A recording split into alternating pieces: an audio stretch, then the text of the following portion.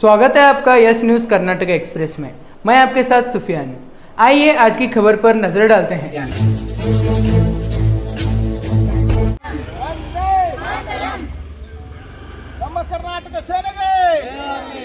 कर्नाटक सेनेगे राज्याध्यक्षराದಂತ ಬಸವರಾಜ ಪಡಕೋಟೆ ಅವರಿಗೆ बोलो भारत माता के बोलो कर्नाटक माता के वंदे वंदे ನಮ್ಮ ಕರ್ನಾಟಕ ಸೇನೆಗೆ ನಮ್ಮ ಕರ್ನಾಟಕ ಸೇನೆಗೆ ಬಸವರಾಜ ಅಣ್ಣನವರಿಗೆ ಬಸವರಾಜ ಅಣ್ಣನವರಿಗೆ ಎಲ್ಲಿವರೆಗೆ ಹೋರಾಟ ಎಲ್ಲಿವರೆಗೆ ಹೋರಾಟ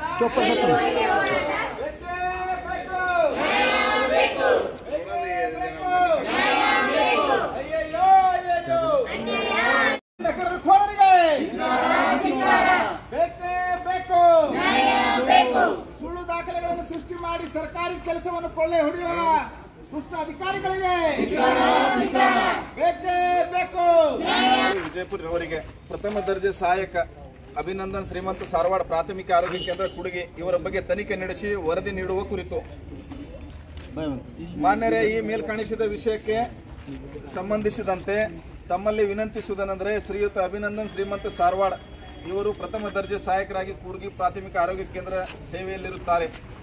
ನಮಗೆ ಬಂದ ದೂರಿನ ಮೂಲಕ ಕೆಲ ದಾಖಲಾತಿಗಳ ಮೂಲಕ ಇವರು ತಮ್ಮ ಇಲಾಖೆಗೆ ಹಾಜರಾಗುವ ನಕಲಿ ದಾಖಲಾತಿಗಳನ್ನು ಸೃಷ್ಟಿಸಿ ಸ್ಪಷ್ಟ ದಾಖಲಾತಿಗಳಿಲ್ಲದೆ ಅನುಕಂಪ ಆಧಾರದ ಮೇಲೆ ಹಾಜರಾಗಿರುತ್ತಾರೆ. ತಪ್ಪು ದಾಖಲಾತಿ ಮತ್ತು ತಪ್ಪು ಮಾಹಿತಿಯನ್ನು ಸರ್ಕಾರಕ್ಕೆ ನೀಡಿ ವಂಚನೆ ಮಾಡಿರುವುದು ಕಾನೂನು ಬಾಹಿರ ಆಗಿರುವುದರಿಂದ ತಾವು ತಮ್ಮ ಇಲಾಖೆಯಿಂದ ಪಾರದರ್ಶಕತೆಯಿಂದ ಪರಿಶೀಲಿಸಿ ವರದಿ ನೀಡಲು ತಮ್ಮಲ್ಲಿ ಕೋರಲಾಗಿದೆ. ನಮ್ಮ ಕರ್ನಾಟಕ ಸೇನೆ ಜಿಲ್ಲಾ ಘಟಕ ತಮಗೆ 15 ದಿನಗಳ ಕಾಲಾವಧಿ ಮತ್ತು ಗಡುವನ್ನು ನೀಡುತ್ತದೆ. ಒಂದು ವೇಳೆ ಈ ಮನವಿಯನ್ನು ನಿರ್ಲಕ್ಷಿಸಿದಲ್ಲಿ ಬೃಹತ್ ಪ್ರಮಾಣದಲ್ಲಿ ಸಮಸ್ತ ಕಾರ್ಯಕರ್ತರೊಂದಿಗೆ ಧರಣಿ ಮಾಡಲಾಗುವುದೆಂದು ಈ ಮೂಲಕ ಆಗ್ರಹಿಸುತ್ತೇವೆ. ಈಗ ಆಲ್ರೆಡಿ ಇದಕ್ಕೆ ಸಂಬಂಧಪಟ್ಟಂಗ ದಾಖಲಾತಿಗಳು ನಮ್ಮ ಹತ್ರ ತಗೊಂಡ್ಕೊಂಡಿವಿ ಸರ್, ಅದ ನಮ್ಮ ಹತ್ರ. ಬಟ್ ಇದನ್ನು ನಿಮ್ಮ ಇಲಾಖೆಯಿಂದ ಏನು ಸಲ್ಲಿಸಿದ್ರ ಅದನ್ನ ನೀವು ಇಲಾಖೆಯಿಂದ ಕುಲಂಕುಷವಾಗಿ ನಮಗೆ ಕರೆಕ್ಟ್ ಐತೆ ಅಂತಂದ್ರೆ ಕರೆಕ್ಟ್ ಅದ್ ಕೊಡ್ರಿ. ಮತ್ತು ನಮ್ಮ ಹತ್ರ ಏನದ ನಾವು ಮುಂದಿನ ದಿನಮಾನದಾಗ ಅದನ್ನು ನಾವು ಹಾಜರುಪಡಿಸ್ತೀವಿ. ಈಗ ನಿಮ್ಮ ಇಲ್ರಿ ಅದನ್ನು ಏನದ ಮತ್ತು ಇದು ಮಾಡಿದ ನಿಜ ಐತೆ ಅಂತಿದ್ರೆ ನಿಜ ನಿಮ್ದು ವರದಿ ನಮಗೆ ಬೇಕು. ಒಟ್ಟಾರೆ ಅದಕ್ಕೆ ನಿಮ್ಮ ವರದಿಗೋಸ್ಕರ ನಾವು ಕಾಯ್ತೀವಿ. ಅದನ್ನು ಸರಿಯಾದ ರೀತಿಯಲ್ಲಿ ತನಿಖೆ ನಡೆಸಿ ಪಾರದರ್ಶಕತೆಯಿಂದ ಇದ್ದಾರೆ. ಅಂಥದ್ರಲ್ಲಿ ಇಂಥದ್ದು ಮಾಡೋದು ಎಲ್ಲೋ ಒಂದು ಕಡೆ ಸಮಂಜಸ ಸರಿಯಲ್ಲ. ಅದಕ್ಕೆ ನಾವು ಕೂಡಲೇ ಇಂಥದ್ದನ್ನು ಗಮನಕ್ಕೆ ಬಂದಾಗ ಅದನ್ನು ಸಾಕಷ್ಟು ನಾವು ಕೇಳಿದ್ರು, ಇಲ್ಲಿವರೆಗೆ ಮಾಹಿತಿ ಕೇಳಿದ್ರು ಕೊಟ್ಟಿರಲ್ಲ. ನಾವು ಸಾಕಷ್ಟು 8 ತಿಂಗಳ ಗಟ್ಟಲೆ ಪ್ರಯತ್ನ ಮಾಡಿ ಆ ದಾಖಲೆಗಳನ್ನು ತೆಗೆದುಕೊಂಡಿವಿ. ನಮ್ಮ ಹತ್ರ ಅದಾವ. ಇವು ನಿಮ್ದೇನದ ಅದರ ಪ್ರಕಾರ ಏನು ಪ್ರಪ್ರಥಮ ದಾಖಲೆಗಳ ತಮ್ಮನ್ನು ಸಲ್ಲಿಸಿ ಅದನ್ನ ಏನು ಹಾಜರಾಗಿದ್ದಾರೆ ಆ ದಾಖಲೆಗಳನ್ನು ಪರಿಶೀಲನೆ ಮಾಡಿ ಅದನ್ನು ನಮಗೆ ಇತ್ಯರ್ಥಗೊಳಿಸಿ ನಮಗೊಂದು ವರದಿ ಕೊಟ್ಟರೆ ಅದು ಮುಂದಿನ ದಿನಮಾನದಾಗ ಅದಕ್ಕೆ ನಮ್ಮ ವರದಿ ನಿಮ್ಮ ವರದಿ ಮೇಲೆಗೆ ನಾವು ಮುಂದಿನ ವಿಚಾರಣೆ. ಎಸ್, ಬಾಗಲಕೋಟೆ ಜಿಲ್ಲಾ ಕಲಾದಿಗೆದಿಂದ ಜಾಯ್ನಿಂಗ್ ಅದ್ರಿ. ಬಟ್ ಇಲ್ಲಿ ಮೊದಲಿದ್ದಂಥ DHOಗಳು ನಿಮ್ಮಲ್ಲೂ ಅವರು ನಾವು ಸಾಕಷ್ಟು ಹೇಳಿದ್ರು ಸಮರ್ಥಿಸಿಕೊಳ್ಳುವಂಥದ್ದು ವ್ಯವಸ್ಥೆ ಈಗ ನಡೆದು ಬಂದದ್ದು ಎಲ್ಲ ಗೊತ್ತಾಗ್ಯದ. ಬಟ್ ಆದರೆ ಈಗ ನಾವು ಎಲ್ಲ ದಾಖಲಾತಿಗಳು ನಮ್ಮ ಹತ್ರ ಕೂಡಲೇ ಸಂಗ್ರಹಣೆ ಆಗ್ಯಾವ. ನಮ್ಮ ಹತ್ರ ಸಂಬಂಧಪಟ್ಟ ಎಲ್ಲ ದಾಖಲಾತಿ ತಗೊಂಡಿವಿ. ಅದಕ್ಕೆ ನಿಮ್ಮ ಇಲಾಖೆಯಿಂದ ಪಾರದರ್ಶಕತೆಯಿಂದ ಏನು ಮಾಡ್ಯಾರ ಏನಿಲ್ಲ, ಯಾವ ಆಧಾರದ ಮೇಲೆ ಅವ್ರು ಬಂದು ಜಾಯ್ನಿಂಗ್ ಆದರೂ ಏನಿಲ್ಲ, ಸಂಪೂರ್ಣ ನಮಗೆ ದಾಖಲಾತಿ ವರದಿ ಮೇರೆಗೆ ನಮಗೆ ಕೊಡಬೇಕು ಸರ್. ತನಿಖೆ ನಡೆಸಬೇಕು ತಾವು. ಹ್ಞೂ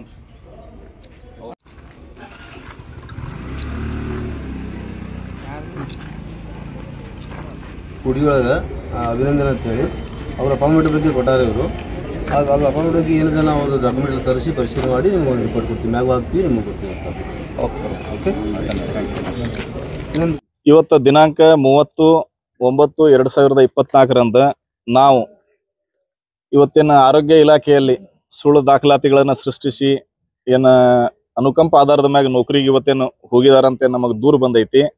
ಆ ದೂರಿನ ಕೆಲ ದಾಖಲಾತಿಗಳು ಕೂಡ ನಮ್ಮ ಹತ್ರ ಇಷ್ಟು ದಿನ ಇದ್ದಿತ್ತಿಲ್ಲ, ಅವು ಬಂದು ಯಾಕಂದ್ರೆ ಈ ಹಿಂದೆ ನಾವು ನೋಡ್ಲಿಕ್ಕಾಗಿ ಸಾಕಷ್ಟು ಮಾಹಿತಿ ಹಕ್ಕಲ್ಲಿ ಕೂಡ ದಾಖಲಾತಿಗಳನ್ನು ಕೇಳಿದ್ವಿ. ಬಟ್ ಇಲ್ಲಿವರೆಗೆ ಬೇರೆ ಏನೇನೋ ಒಂದು ವಿಚಾರಗಳನ್ನ ಹೇಳಿ ಅವು ದಾಖಲಾತಿಗಳು ತಮ್ಮಗ ನಾವು ವೈಯಕ್ತಿಕವಾಗಿರೋದನ್ನ ಕೊಡಕ್ ಬರಂಗಿಲ್ಲ ಇಂಥವೆಲ್ಲ ಹೇಳಿದ್ರು. ಬಟ್ ನಾವು ಸಾಕಷ್ಟು ಅದನ್ನ ಕಷ್ಟಗಳನ್ನ ಪಟ್ಕೊಂಡು ಇವತ್ತು ಆ ದಾಖಲಾತಿಗಳನ್ನ ನಾವು ನಮ್ಮ ಕಡೆಗೆ ತಗೊಂಡಿದೀವಿ. ಬಟ್ ಆ ದಾಖಲಾತಿಗಳನ್ನ ನೋಡಿದ್ರಾಗ ಅನುಕಂಪ ಆಧಾರದ ಮೇಲೆ ಇವರು ಏನ ಸುಳ್ಳು ದಾಖಲಾತಿಗಳನ್ನ ಇವರು ಹೇಳಿ ಏನು ಹೋಗಿದಾರ, ಅದು ಇವತ್ತೆಲ್ಲೋ ಒಂದ್ ಕಡೆ ನಮಗೆ ಅನುಮಾನಕ್ಕೆ ಸ್ಪಷ್ಟವಾದಂಥದ್ದು ಕಂಡು ಬರಾಗತ್ತೈತಿ. ಅದಕ್ಕೆ ನಾನು ಇವತ್ತು ಆರೋಗ್ಯ ಕುಟುಂಬ ಕಲ್ಯಾಣ ಇಲಾಖೆಗೆ ಜಿಲ್ಲಾಧಿಕಾರಿಗಳಿಗೆ ನಾವು ಮನವಿ ಮಾಡೋದ್ರ ಮೂಲಕ ನಮ್ಮ ಕರ್ನಾಟಕ ಸೇನೆಯಿಂದ ಇದನ್ನ ಅಭಿನಂದನ್ ಶ್ರೀಮಂತ್ ಸಾರವಾಡ ಅನ್ನೋರನ್ನ ಕುಲಂಕುಷವಾಗಿ ಪರಿಶೀಲಿಸಿ ಅವರ ದಾಖಲಾತಿಗಳನ್ನ ಪರಿಶೀಲನೆ ಮಾಡೋದ್ರ ಮೂಲಕ ಅವ್ರು ಯಾವ ಆಧಾರದ ಮೇಲೆ ಜಾಯಿನ್ ಆದ್ರು ಮತ್ತು ಅವರು ಯಾವ ಅನುಕಂಪದ ಮೇಲೆ ಜಾಯಿನ್ ಆದ್ರು ಅನ್ನುವ ಸ್ಪಷ್ಟತೆ ದಾಖಲಾತಿಗಳನ್ನ ಪರಿಶೀಲಿಸಿ ವರದಿ ನೀಡಲು ಅವ್ರಿಗೆ ಕೋರೈತಿ. ಆ ಸಂಬಂಧಪಟ್ಟ ದಾಖಲಾತಿಗಳ ನಮ್ಮ ಹತ್ರ ಏನದಾವ ಅವ್ರ ವರದಿ ಮೇರೆಗೆ ನಾವು ಮುಂದಿನ ದಿನಮಾನದಾಗ ಅದಕ್ಕೆ ಏನು ಸೂಕ್ತ ಕ್ರಮ ಜರುಗಿಸಬೇಕು ನಾವು ಅದನ್ನ ವಿಚಾರ ಮಾಡ್ಲಿಕ್ಕೆ ನಾವು ನಮ್ಮ ಇಡೀ ಜಿಲ್ಲಾ ಸಮಿತಿಯಿಂದ ಇದಕ್ಕೆ ಬೆನ್ನತ್ತೀವಿ. ಯಾಕಂದ್ರೆ ಇವತ್ತ ಎಷ್ಟೋ ಬಡವರು ಸಾಕಷ್ಟು ಕಣ್ಣಲ್ಲಿ ಎಣ್ಣೆ ಬಿಟ್ಕೊಂಡು ನೌಕರಿಗೋಸ್ಕರ ಕಾಯ್ತಾ ಇದ್ರು. ಅವ್ರಿಗೆ ನೌಕರಿ ಸಿಗದಂತ ಈ ವ್ಯವಸ್ಥೆ ಒಳಗೆ ಏನೋ ಒಂದ್ ಕಡೆ ಸರ್ಕಾರಕ್ಕೆ ವಂಚನೆ ಮಾಡುವಂಥದ್ದು, ಮೋಸ ಮಾಡುವಂಥದ್ದು ವ್ಯವಸ್ಥೆಯನ್ನು ಖಂಡಿಸ್ತೀವಿ.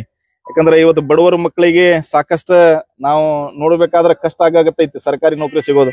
ಮತ್ತೆ ಇಂಥವನ್ನೆಲ್ಲ ಇಂಥವ್ ಮಾಡ್ಕೋತ ಹೋದ್ರೆ ನಾಳೆಗೆ ಇದೇ ಆಗ್ಬಿಡ್ತೈತಿ. ಅದಕ್ಕೆ ಇದನ್ನ ಖಂಡಿಸ್ತೈತಿ ಜಿಲ್ಲಾ ಸಮಿತಿ ವಿಜಯಪುರ ಜಿಲ್ಲೆ. ಕೂಡಲೇ ಇಂಥವರಿಗೆ ಶಿಸ್ತಿನ ಕ್ರಮ ಮುಂದಿನ ದಿನಮಾನದಲ್ಲಿ ವರದಿ ಮೇರೆಗೆ ಬಂದಲ್ಲಿ ಶಿಸ್ತಿನ ಕ್ರಮ ಜರುಗಿಸ್ಬೇಕಂತ ನಾನು ಕೇಳ್ಕೊಳ್ತಿದ್ದೇನೆ.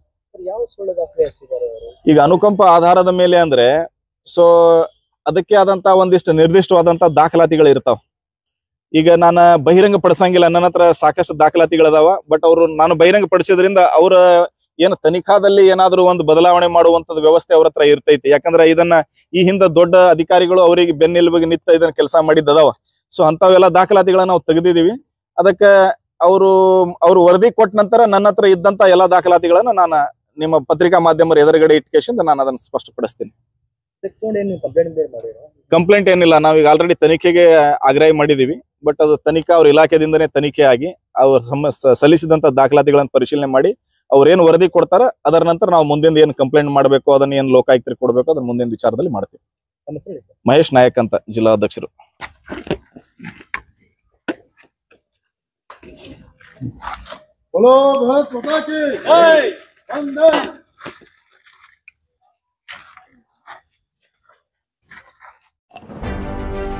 ಯಾವುದೇ ಹೊಸ ಸುದ್ದಿಯನ್ನ ನೋಡಲು ನಮ್ಮ ಎಸ್ ನ್ಯೂಸ್ ಕರ್ನಾಟಕ ಎಕ್ಸ್ಪ್ರೆಸ್ ನ ನೋಡ್ತಾ ಇರಿ. ಹಾಗೆ ನಮ್ಮ ಚಾನೆಲ್ ನ ಸಬ್ಸ್ಕ್ರೈಬ್ ಮಾಡಿ, ಬಾಜು ಇರುವ ಬೆಲ್ ಐಕಾನ್ ಅನ್ನ ಕ್ಲಿಕ್ ಮಾಡಿ. ಹಾಗೆ ನಮ್ಮ ಚಾನೆಲ್ ನ ಲೈಕ್ ಮಾಡಿ, ಶೇರ್ ಮಾಡಿ. ನಮ್ಮ ನಡೆ ಸತ್ಯದ ಕಡೆ.